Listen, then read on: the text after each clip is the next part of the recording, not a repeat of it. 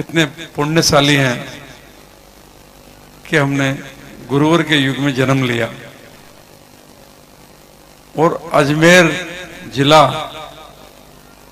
कितना पुण्यशाली है कि गुरुवर की दीक्षा अजमेर में हुई, शिक्षा उनकी किशनगढ़ में हुई।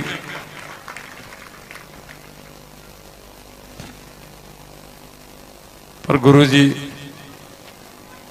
बहुत जल्दी चले गए, ऐसी उम्मीद नहीं थी कितने जल्दी चले जाएंगे। पर गुरुजी ने पूरी तैयारी कर रखी थी।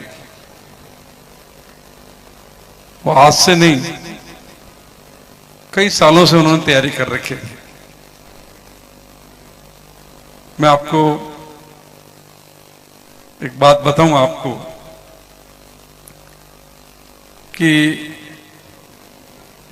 गुरुजी ने नमक का, मीठे का, शक्कर का, गुड़ का, ड्राई फ्रूट का, हरी का, सबका त्याग कर रखा था काफी सालों से। मतलब दीक्षा के कुछ 2-4 साल बाद ही उन्होंने सब कुछ त्याग कर दिया। एक दूध वो लेते थे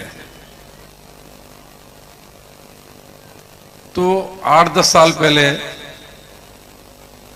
उन्होंने दूध का भी त्याग कर दिया। सारे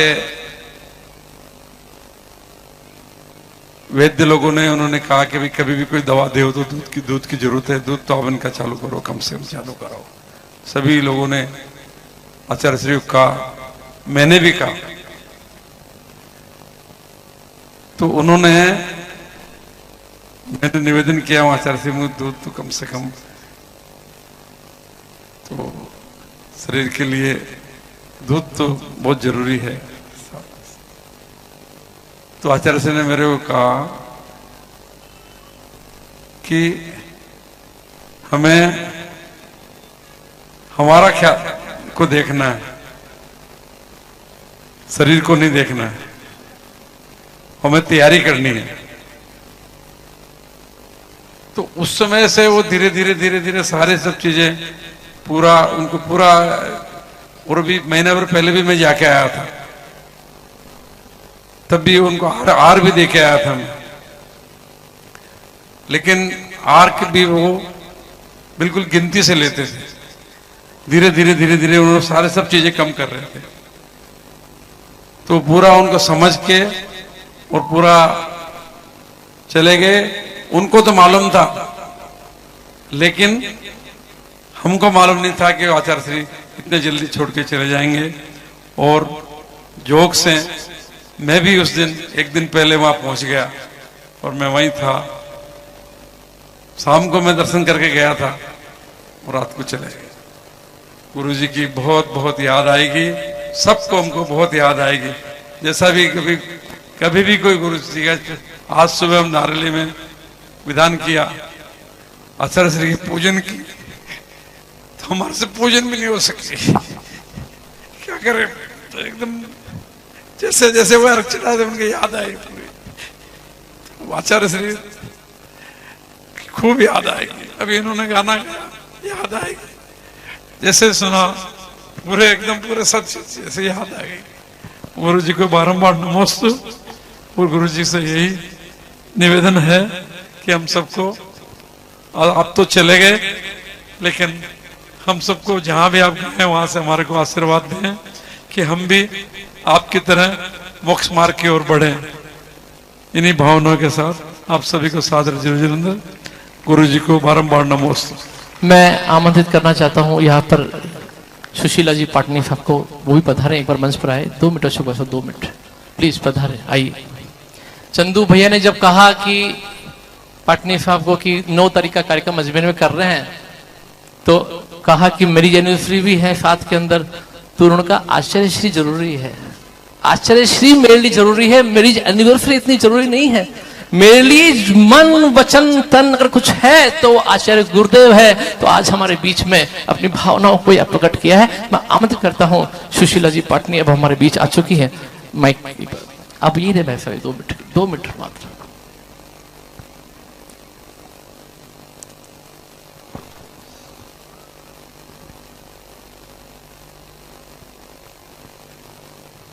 मैंने सबसे पहले प्रथम आचार्य से के पपुरा जी में किए थे 86 में।